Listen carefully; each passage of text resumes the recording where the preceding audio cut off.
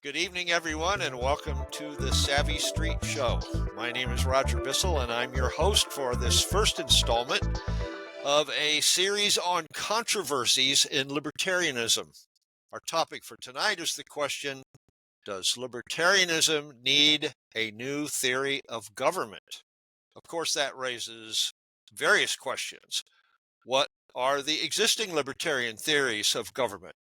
Are any of them correct in their basics? If not, can they be fixed? Or do they just need to be replaced with a new, improved libertarian theory of government? And if so, what might that be? Okay, then, here to explore this topic are my two guests. First, we have the eminent economist and libertarian theorist and author of the series Defending the Undefendable, Walter Block. Welcome to the show, Walter. Thanks for having me, Roger. Good to have you. And second, we have my friend and frequent co-host, a novelist and screenwriter and editor of The Savvy Street, and co-author with me of Modernizing Aristotle's Ethics, Vinay Kolhatkar. Welcome to the show, Vinay. Thank you for having me. You bet. Gentlemen, I'm going to ask you several questions at a time. That's the preferred mode these days. Just barrage your guests with more than they can possibly digest. And please feel free just to take any one or more of them and weave your comments as you are comfortable to do. But do bear in mind that our main focus here is where we might find a solid theory of government in the libertarian movement, broadly speaking, if there is one, or what it might need to be if we need a new one. So let's move into the questions here. To speak of the mere idea of a libertarian movement, as I found out many years ago when I first jumped into all this, it's almost like herding cats. And nevertheless, there appear to be two main broad factions of libertarians. The Rothbardians, who are organized around the Ludwig von Mises Institute in Auburn, Alabama, and their focus is not only on political philosophy and history, but also economics, free market economics. And the Beltway Libertarians, who are centered upon the Cato Institute in Washington, D.C. I think they're still in Washington. Everybody keeps moving around these days. So let's look first at the Rothbardians, their theory of government. Murray Rothbard argues in The Ethics of Liberty, which, goodness, I think it's over 40 years old at this point. And he's elsewhere that the state is just intrinsically evil. There are no morally redeeming qualities. Every government is essentially a criminal gang. So does the logic of the argument he gives for this view, does it hold water or does it need to be revised? And from a practical standpoint, this whole view about the state that Rothbard has promoted, has it helped or hindered the success of the libertarian movement? Has it helped or hindered the success of the Mises Institute? About 30 years ago, there was an Austrian economist named Stephen Horwitz. I don't think he's with us anymore, but he referred to the Institute as a fascist fist in a libertarian glove. Yeah, I'm going to start with Vinay on this. Is this a fair criticism, or does it really err in the opposite direction? What do you think? Okay, well, I have a double answer to that question. I don't think it is a fair criticism at all. I don't think they were fascist at all until about a year or two ago when the incident happened with Walter Block. But conversely, Murray's theory, for the first time I saw a libertarian philosopher ground his theory in natural rights. And I thought that was very welcome. In that book on the ethics of liberty, he did that. And then after that, as you said, he's predominantly concentrating on saying the state is like an institutionalized mafia. And I don't think that went in the right direction, because clearly there are state actions which he admits are good. For instance, when he was asked, was there ever a just war, Murray Rothbard did not name World War II as a just war, because in 1944, I think over Dresden, the Allied planes did a lot of carpet bombing. No doubt millions of innocent German citizens were getting killed.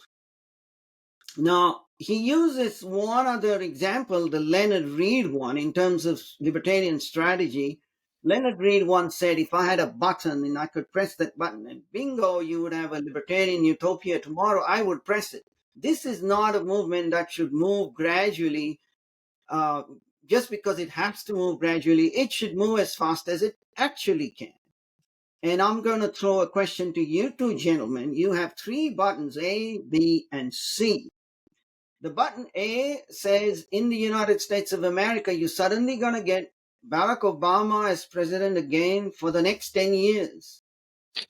And he's going to do exactly what he did before.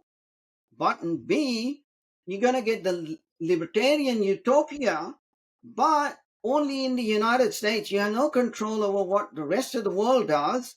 So you would have China doing what it is doing, being invasive at times, being belligerent, being arrogant. You have Russia, Putin doing what it's doing, two nuclear armed states. You have Iran doing what it is doing. So all that happens is the United States government crumbles. You don't even have 50 state governments like Texas and California. It crumbles down to like maybe 700 or 1,000 communities, little communities, no nuclear weapons. You have private security agencies, and that's your button C. Which button would you press, Roger? Wait a minute. Button C is like everything. If everything went down to small communities. Yes, that's sorry, my mistake. That's your button B, and Yes. button C is you get the Declaration of Independence all over again. You start again, not necessarily in the old times, but you renew your Declaration of Independence. You renew the Constitution, but I can show you ways later on how to make the Constitution a lot stronger than it has been. So you get this kind of perfect, in my opinion, a virtuous state and also a savvy state. Two concepts I want to explore later on. So I would press button C, go straight to the virtuous savvy state. And perhaps one of you might press B, but bear in mind I have another illustration. In the year 1700, England had a population of 5.2 million. The Greater India, the British India, which included in those days Sri Lanka and Bangladesh and Pakistan, had a population between 160 and 170 million, but they were composed of little princely kingdoms all over the place. So England could conquer it literally one by one, the technology as well, but there was no united India front repelling this foreign invasion. So that's why I would press the button to go back to the Declaration of Independence. Is either of you, are your answers different? Sure, but Walter, I'm dying to hear what you would say. I'll tell you in a minute what I would say. Okay. Go ahead. All right. Well, I understand button C is a U.S. Constitution. But stronger, much stronger Constitution than we have had. Oh, you didn't say that. Severely limiting the U.S. I'll give you an example. The First Amendment wouldn't say Congress shall make no law, but it will say Congress shall make no law nor influence by any means, including financial means or discussions, the right to free speech. Because as we know, Biden sent his goons to have a discussion with Zuckerberg and got censorship going, and Congress didn't pass a law. So you get it a lot stronger than it has been. So button C is the Constitution, but there are no laws. No, there will be laws, but you're sort of rethinking everything and you're saying, what did I do wrong? And I'm going to do it much, much better this time. So it's a lot stronger, lot tighter constitution. So I have a concept here of a virtuous state, and the Second Amendment would debar the state from acting in any economic activity at all. No economic concerns or activities, not just no price ceilings, no financing of research, no meddling in education. Right. Separation of everything in state.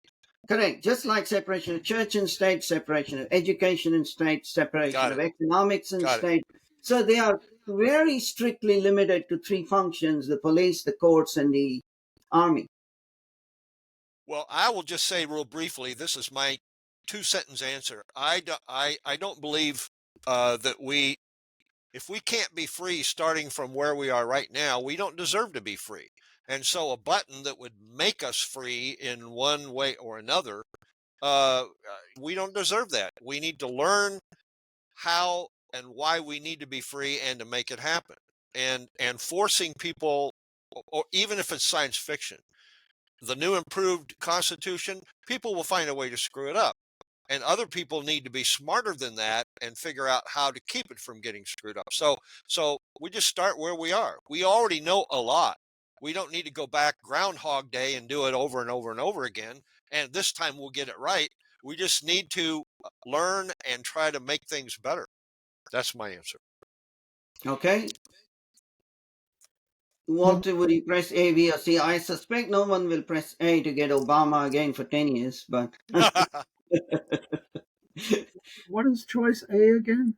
You get Obama for 10 years, and choice B is the US government is disassembled, including all of the nuclear weapons. It is, only unilaterally. It's not like the entire world has suddenly changed libertarians, and all the governments, Germany, Japan, Russia, China, are dissolved. Only the US is getting dissolved. And that, to me, that's a danger because of the aggressiveness of Iran and China and Russia, and a few others might get very ambitious when they see the US is weak. And a bunch of princely kingdoms like India was when 5 million England ran roughshod over them. 5 million Englishmen, rather. Well, I'm a Rothbardian, so I would pick B. Okay, I understand. So that's sort of one, in my opinion, a drawback of the Rothbardian model. There is one more. It's like always seeing the worst in the state. Again, you have an illustration. You, me, the three of us and Rothbard are walking in Central Park, and somebody hits this guy on the back of the head with a big rock. He dies, and he runs away. The rock falls near Rothbard. Rothbard is now facing a murder trial. And so there is a choice of using a state-appointed judge as your judge and jury, waive your right to a jury trial, or being Rothbard, he might prefer a jury trial, because then they are 12 of your peers and fellow men or women. But here's the damning statistic.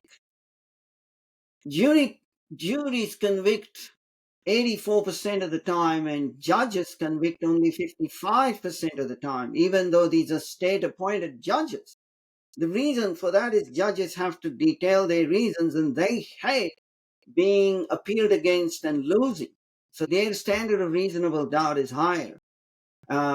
So you can get things inside of that system which you get benefits from there being a big state. So I think what in summary, in my mind, the ethics of liberty is lacking a theory of a virtuous state, and I'll come back to that other word, savvy state. But that's my answer. Well, what about this idea, though? Is Rothbard's idea wrong about every state is intrinsically evil? It's a criminal gang in essence.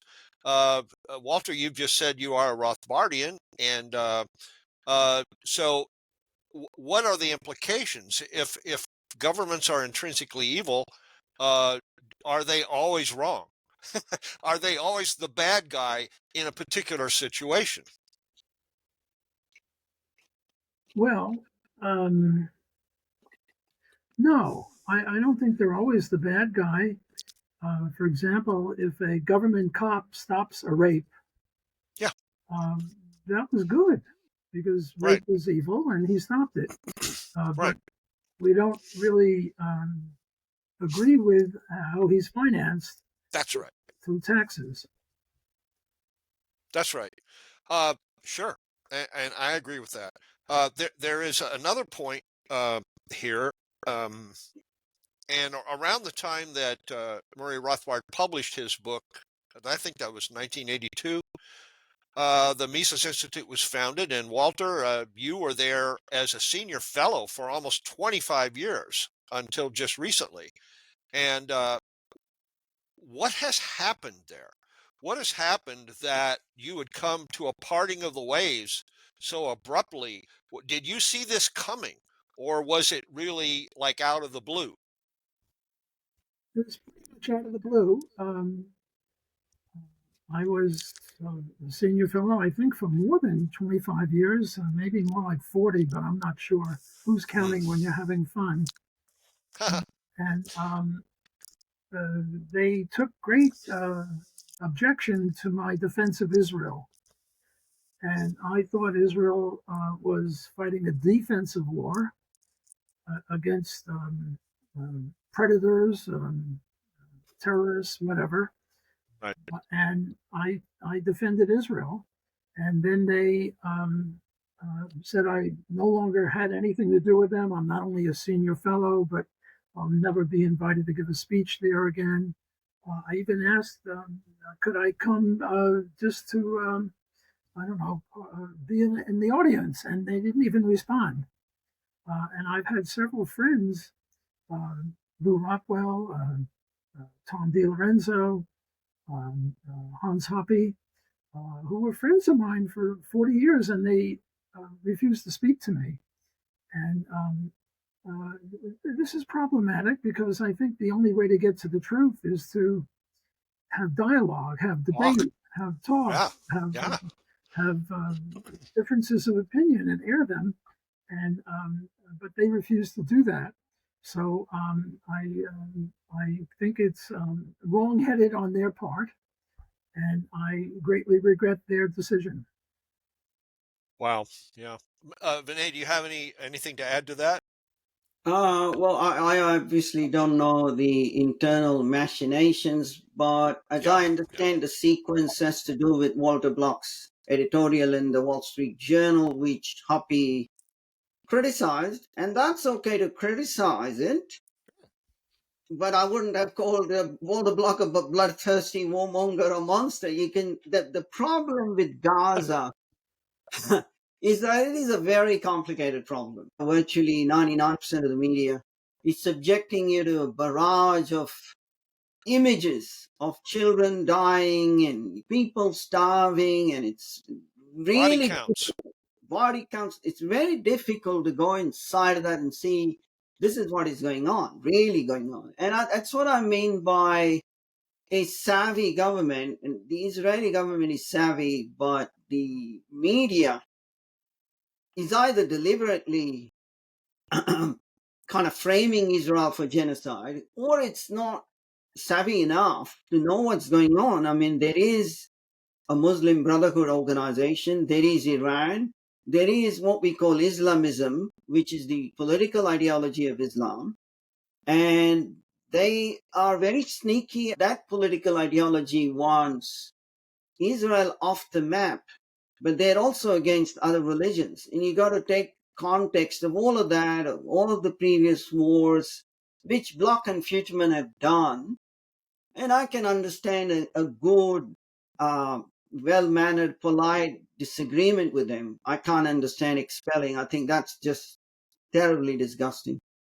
Well, it's nothing new, though. I mean, Vinay, you and I know Walter also knows about over in the objectivist movement.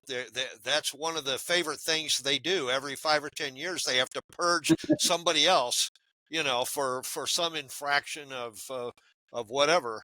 Uh, let's shift over to another controversial group here.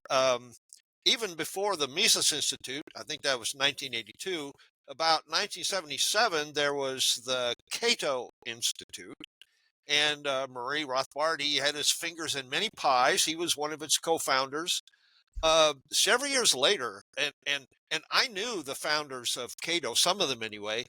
Two of them at least went to Vanderbilt University right here in Nashville, and they had a Young Americans for Freedom group, and we got together when the Libertarian Party was founded in the early '70s, and David Bowes and I can't remember the other fellow, but And at any rate, I knew some of them back when they were still wet behind the ears, just little college kids, you know. And I thought, man, these guys are smart, you know, they're pretty darn smart.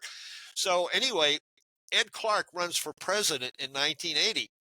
And when I heard him talk on ABC News and said, "Oh yes, the Libertarian Party is a party of low tax liberalism," I thought, "Oh my God, this is terrible." And of course, Murray Rothbard didn't like it very much either. And I know a lot of people, principled people, who want the message as clear and unequivocal as possible, and they hear low tax liberal. What? You know. And shortly after that, I mean, he objected to this, and they removed him. And so he migrated over to Mises, where that was his home for a long time. They didn't like his objection to the presidential campaign, and they didn't like that he was telling them, "Well, you guys should work on scholarship." And instead, they wanted to work on policy and politics, and he wanted them to not be compromising, and they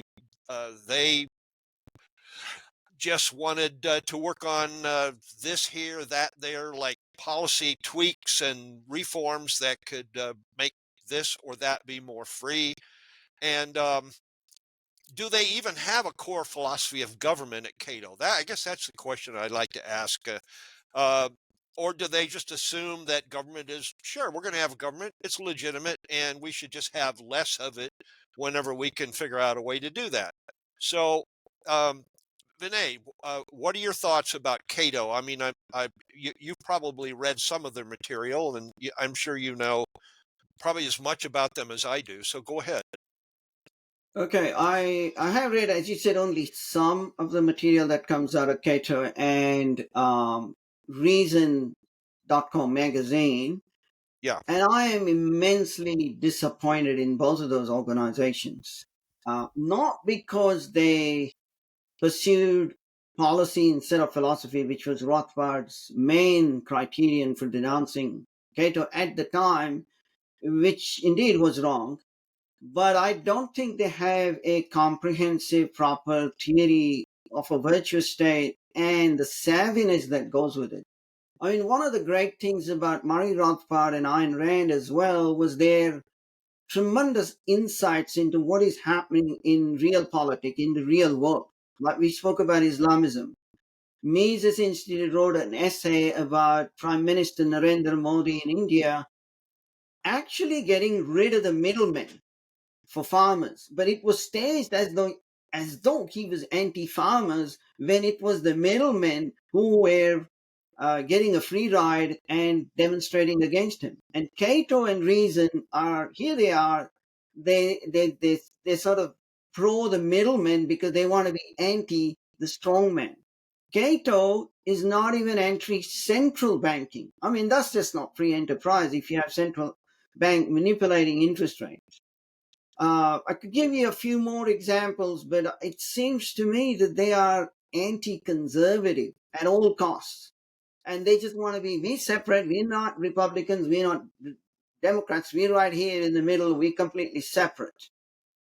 Even in the pandemic, they didn't see what I think you've got to see is when 80 to 90% of the research is financed by the state, he who pays the piper calls the tune. You are going to get very little mention of vitamin D, vitamin C. I'm not saying the vaccines were necessarily all bad, but they had adverse effects. You didn't get a balanced view of the vaccines. You did not definitely get a balanced view of any other possible remedies, which were competitive but incredibly cheap, like taking vitamin D tablets. You didn't get the question asked by the media, why the hell do we have this kind of lab in Wuhan, even if it's not a bioweapon lab? It's of no practical use. So in all of that, they distinguished themselves by being not savvy. And I thought Mises Institute was very savvy. So for Mises, their only action I can condemn is the sudden ousting of Walter Block. But otherwise, they've been pretty consistent with their philosophy. Yeah. Um, Cato and Reason don't have a complete philosophy of a proper virtuous government. Even though they say limited, you got to really specify limited in exactly what sense, how we get to it, what are the detailed needs of a constitution. So I think they have been both failures, in my opinion. Well, Walter, do you have a take on that? We've got these people who are very, as Vinay says, savvy. They're deep thinkers like Rothbard and Rand, and they're very into grounding it solidly that whatever you're going to have, government or institutions that provide services or whatever, and you understand the principles. Whereas from the other people, they're policy wonks, and we hear, oh, there's a big tent. Libertarianism is a big tent, and my vision of the big tent is over on one corner of the tent there are a bunch of theory people folding their arms and glaring over at the policy people, and they're over here like afraid that somebody's going to throw them in a concentration camp, you know. Vinay, I wanted to ask you, Sure.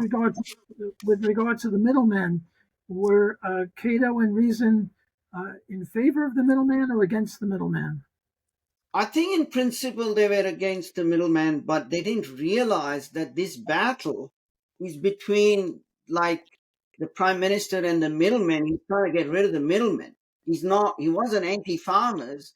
The farmers were forced to go through middlemen, and the middlemen just took some profits, just like that. And they were distributing it, the produce, as I understand it.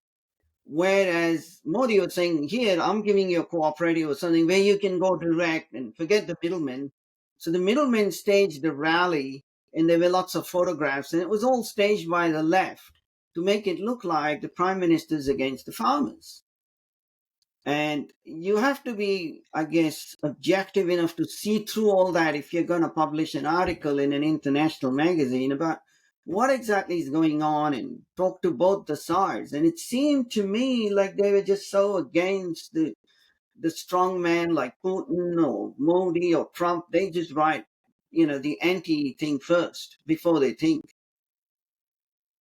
Well, I favor the middleman. I favor free enterprise, and the middleman is part of free enterprise. So anyone who attacks the middleman can't be all good.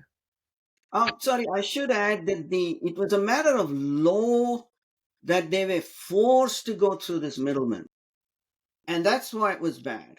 Oh, they were my apologies. I should have added that. So, by all means, if you want to use a middleman who gives you bigger markets, use it.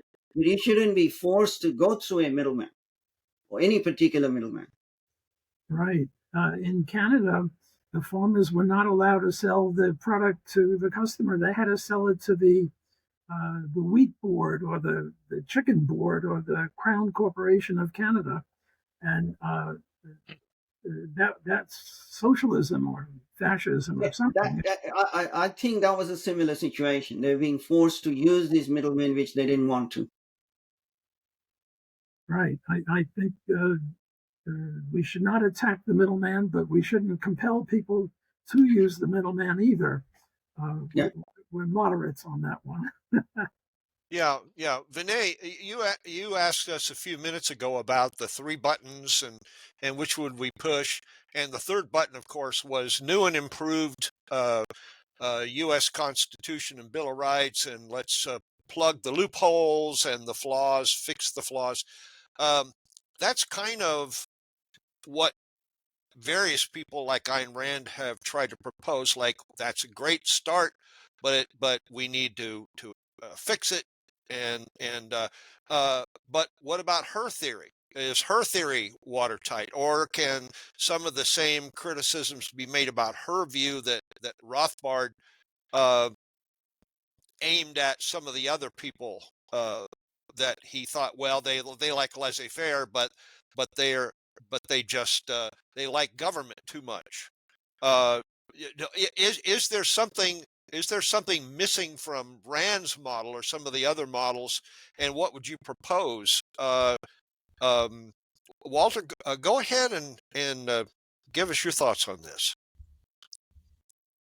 Well, I think that the way I see the libertarian movement, there are really four elements. Yeah. And the best element is anarcho-capitalism of the Rothbardian variety, where there's no government, and all of the services that the government provides would be privatized. And I certainly don't think that the reason India fell to Great Britain was because they had anything like that. I think that they fell to England because England was industrialized and Yeah. they were not. One case in point on this is the Israeli War of 1948. There really was no IDF, the Israeli Defense Force. It was rather the Stern Group and the Irgun Group and a whole bunch of other people, which were roughly private defense agencies, and they beat 5 government invading armies. So I don't think that the U.S. would be weak if we didn't have a constitution. I think we'd be much stronger if we had full enterprise, the Rothbardian variety. Okay, so that's the best version of libertarianism. The second version would be Ayn Rand and Robert Nozick and other people, and I think Vinay fits into this group, where you have armies to keep foreign bad guys off of us, not to have 800 military bases around the world. Right. You have courts to determine who the good guys and the bad guys are, and you have police not to stop the drugs or pornography or prostitution or anything like that, but just to stop murder and rape and theft. Yep. And the people most associated with that would be Ayn Rand and Robert Nozick. And then third down on the list, where I think Vinay also fits here, it's sort of the U.S. Constitution as Ron Paul would interpret it. Very, very strict. The only difference between the second and this third group of Ron Paul is that the U.S. Constitution allows for post offices and post roads in addition to armies, courts, and police. So what the heck? And then the fourth version, further down, further away from the correct Rothbardian view, would be classical liberalism. And the people most associated with that would be Friedman and Hayek. And there it's armies, courts, and police and the Constitution, but a few other things. Very little welfare for very poor people, and a little bit of public goods, and a little bit more. I think Friedman once said that the ideal government of his variety would take 10% of the GDP for government, which is pretty low, and it's the worst part of libertarianism. And I guess I am an anarcho-capitalist with the Rothbardian view, and I think that that's the correct way to go. I think that government is intrinsically evil because it taxes people, and taxes are payments that are not contractual. If I came up to you guys with a gun, here's my gun, it's a pen, and I said, give me money or I'll shoot you, but I'm going to use the money to protect you, I would be a protection racketeer. Not a legitimate function. So I'm a solid Rothbardian. And I also disagree with you, I think, Roger, when you said that Rothbardianism is Mises Institute in Auburn. No, I'm a Rothbardian. I have nothing to do with those people. And there are many other Rothbardians there in many different countries. And by the way, there are, I think, 5 or 6 Mises Institutes in Europe and in South America, and they're not in Auburn, and they're Rothbardian. So, but I am a strict Rothbardian. That doesn't mean I don't agree with him on everything. Murray and I disagree on some things, but I certainly don't disagree with him on anarcho-capitalism. Sure. There's in Argentina, Milei is pretty much of a Rothbardian, and he's been doing pretty darn good. Vinay, go ahead. Okay. Now, quickly, before I go ahead, Walter, where do you place Cato and Reason, the Reason Foundation or Reason Magazine in your 1, 2, 3, 4, or outside of those 4? Well, I think they're both classical liberals. Sort of their heroes are Milton Friedman and Friedrich Hayek. And okay. I mean, Hayek was very nice to me in my first book, Defending the Undefendable One. he wrote this forward comparing me to Mises, which is, just ludicrous. I'm happy to have my name in the same sentence as Mises, but to compare me with Mises it sort of reminds me of this joke. There was an elephant, and on top of the elephant was a little mouse. And the elephant went across a rickety bridge, and the mouse said, "We made that bridge shake as we went over it." I'm a mouse. Mises is an elephant in terms of everything. So I think that Cato and Reason are classical liberals, and in terms of promoting liberty, I don't think there's any one right way to do it, because I ask myself, who were the most successful people in promoting liberty? And my answer is, for my generation, Ayn Rand. She converted more people to libertarianism than anyone else of that era. Yep. And then the second the second in terms of time was Ron Paul. He was also very, very successful in converting people to libertarianism. I mean, Mises and Rothbard were much better libertarians than either of them, perhaps. Well, maybe not Ron Paul, but they didn't have as big a megaphone. And I think that from what I get out of this is they were very different people. Ayn Rand was nasty. Talk about excommunicating people. Ayn Rand was the master of that. Ron Paul is a sweetie pie, although, by the way, I also got excommunicated from the Ron Paul Institute. So I'm not sure about that, but they had a very different persona. So what I get from that is there's no one right way to convert people to libertarianism, and we should all do it in the way that makes us the most comfortable. I mean, in addition to Reason and Cato, there are 50 state think tanks that are libertarian oriented or free market oriented. For example, the Pelican Institute in my home state of Louisiana. There are 50 of them. And then there's the Free State Project trying to get everyone to move to New Hampshire. And there are many, many libertarian organizations, and I support them all. They do different things. I think that the only people that are compatible with the non-aggression principle and private property rights are anarcho-capitalists, but I'm happy. Should Reason and Cato disappear? No.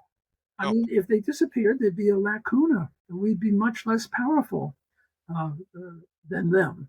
Now, it's true, if all the money they had went to other places, then I'd have to think twice about that.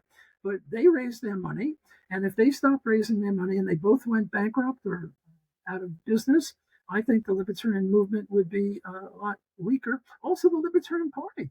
I don't agree with everything the Libertarian Party stands for, and I don't agree with every presidential candidate. But if the Libertarian Party disappeared tomorrow, I would greatly regret it, because they too make a good contribution to liberty. Yes. I'd like to kind of put a ribbon on this with a sort of bonus question, and it has to do with what we've just been talking about. You could look at it just as you've described it, Walter, as there's this really good division of labor and a decentralization, just all these voices that are speaking out and kind of pushing their own perspective.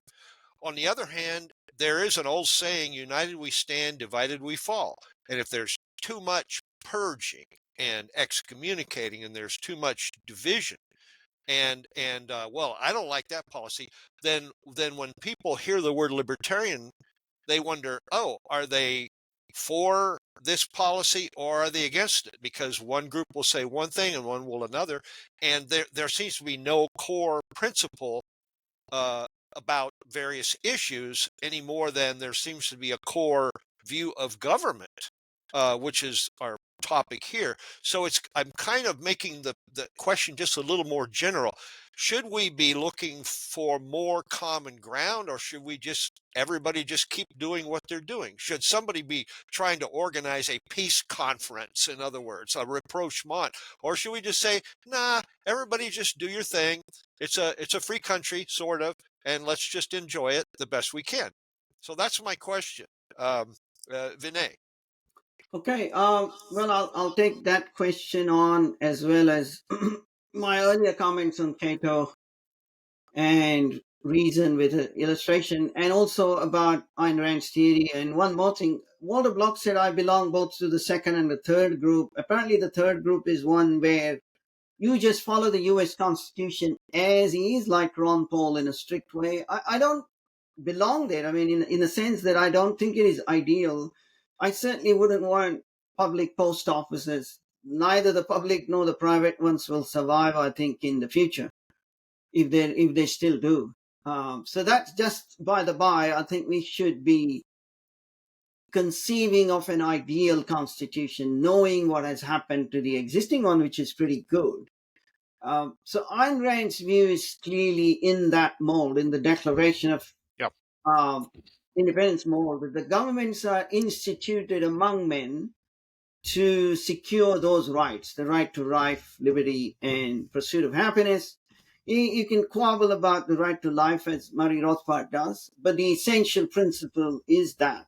And I think there are just as many issues of private security agencies as there are issues of defense. For instance, if you do an Iron Dome over Israel, oh, wait a minute, they did it in 2011, then would that dome be done if there was no state of Israel saying, I'm going to spend the money? And maybe everybody would contribute, or they could be free riders to that Iron Dome. It has helped immensely. Before the Iron Dome, 4,000 Hezbollah rockets in 2006 killed about 40 odd Israelis and displaced 250,000 people. So that's sort of one to the side.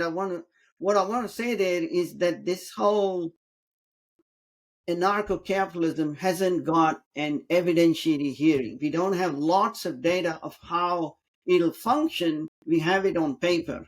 But I think a lot more thinking needs to be done as to whether it can survive, and particularly if you're surrounded by enemies that are not anarcho-capitalists themselves, so they have powerful governments and powerful armies. I'm a little skeptical. I'm less skeptical of being a two-tiered police service and a two-tiered, like we have a two-tiered medical service in Canada. You get something very basic that's kind of free, like a free Zoom or a free, so many things are offered free, but the better version you've got to pay for. So if you want preventive police, you got to pay for it, but you get some basic protection because violent criminals are a threat to all of society and not just to you. So going back to my point about being savvy, both Cato and Reason, as I understand it, are not criticizing the climate alarmism, which in my opinion is a completely unscientific bullshit. It's what the word I'm going to use. And there is a lot of evidence to show that. And Mises has done that. And really, again, it's he who pays the piper calls the tune. If 70 to 95% of the research is controlled by the government, they will get the conclusions they want. There is a neo-Marxist philosophical movement going on since the 1930s. They do want to destroy Western capitalism. Part of the aim is to sort of get people to destroy fossil fuels, which is one way to destroy civilization. And to me, those libertarian organizations that are not cognizant of that, I think do more harm than good. And I would rather, for instance, work for or liaise with a conservative institute like Heartland Institute or the American Enterprise Institute Research, AEIR, or Economic, whatever the E stands for. They are much more on the ball on these things than I think some of the naivety, if I can say that, a naivety that I see in Cato and in Reason.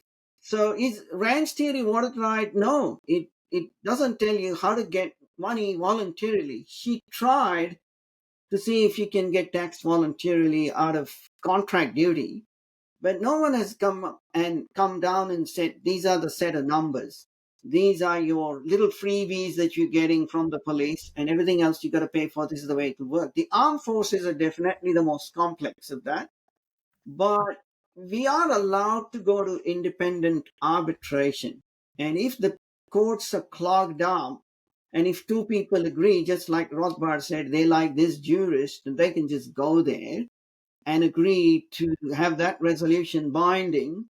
Well, I think that already occurs. But if the courts are more clogged up, you would have arbitrators who you pay for. So I don't think of it as unsurmountable a problem that permanently puts the state in the position of an institutionalized mafia. So yeah, Rand's theory has lacunae, but I think if we all work towards it, I think some of it will be overcome. And you'd get something that's about 90% right, potentially. Well, Walter, from my perspective, for maybe the last 20 years, 18, 20 years, we've been on a tipping point between pushing things all the way over into the various the DEI, the woke, the climate stuff, more and more stacked up government, and trying to disrupt that and to untangle things and deregulate, and it just keeps kind of swinging back and forth. The libertarian role in that and how it sees government, is it going to play any, as far as you can tell, is it going to play any substantial, significant role in tipping it in the better way?